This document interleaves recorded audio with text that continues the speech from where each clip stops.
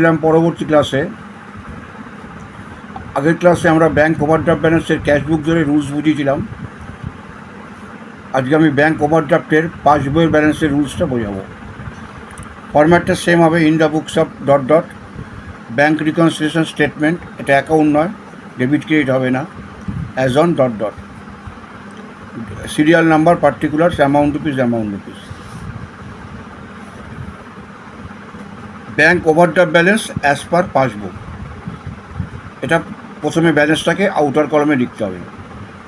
কিছু entry add হবে, কিছু এন্ট্রি লেস হবে, অঙ্কে যেরকম দেওয়া থাকবে। কোনগুলো অ্যাড হবে, কোনগুলো লেস হবে, সেগুলো আমি এখানে দেখাচ্ছি, প্লাস ওয়ার্কিংয়ে বুঝিয়ে দিচ্ছি। তোমাদেরও পরীক্ষায় এটা ওয়ার্কিং নোট করে দেখিয়ে দিতে হবে, কোনটা অ্যাড হলো কোনটা লেস হলো, তাহলে ফুল নম্বর পাওয়া যাবে। 1 নম্বর হচ্ছে, তাহলে কী বলেছে, ব্যাংকের ওভারড্রাফট ব্যালেন্স আছে, bank overdraft balance as per passbook.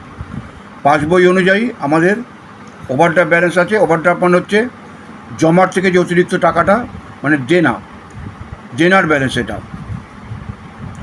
Check issued but not presented for payment, এটা অ্যাড হবে। কেন অ্যাড হবে? ওয়ার্কিংয়ের সময়। আমরা পাসবইয়ের ব্যালেন্স ধরে করছি। আমাদের টার্গেট বই হচ্ছে ক্যাশ বই।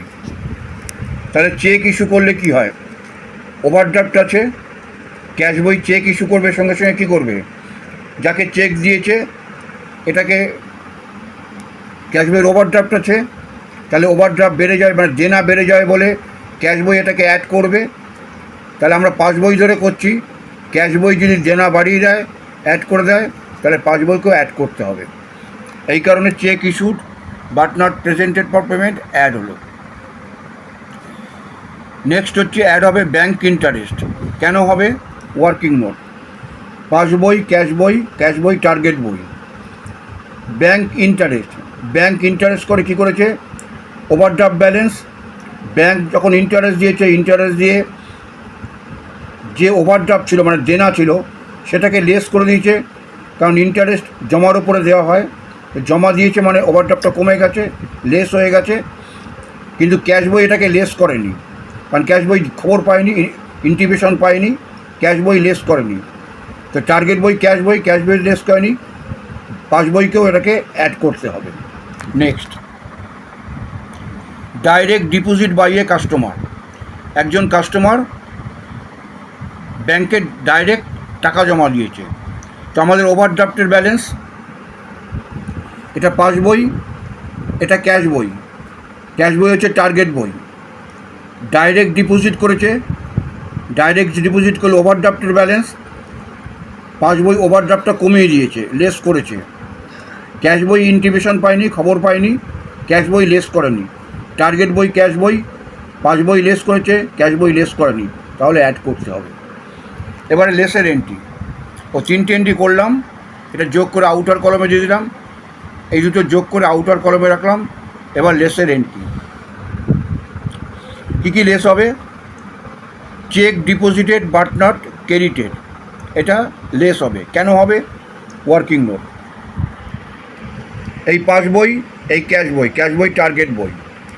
চেক ডিপোজিট করলে কী হয়, ক্যাশ বই চেক ডিপোজিট করে, তাহলে ওভারড্রাফটের ব্যালেন্স আছে, যখন চেকটা ডিপোজিট করেছে, ক্যাশ বই জানে আমার টাকা ব্যাংকে জমা পড়ে গেছে, তাহলে ওভারড্রাফট কমে যাবে, সেই কারণে লেস করে দিয়েছে। কিন্তু ওই দিনে পাসবইয়ের ব্যালেন্স লেস করেনি, কারণ পাসবইয়ের চেক ডিপোজিট করা আবার 48 ঘন্টা সময় লাগে চেকটা ক্লিয়ার হতে। তাহলে ক্যাশ বই লেস করেছে, পাসবইকেও লেস করতে হবে। Insurance premium paid, bank insurance premium paid করেছে। তো ব্যাঙ্ক যদি ইন্স্যুরেন্স প্রিমিয়াম পেইড করে, ওয়ার্কিং নোট, তাহলে ওভারড্রাফটটা বাড়িয়ে দেবে। এই পাসবই, এই ক্যাশ বই, আমাদের টার্গেট বই হচ্ছে ক্যাশ বই।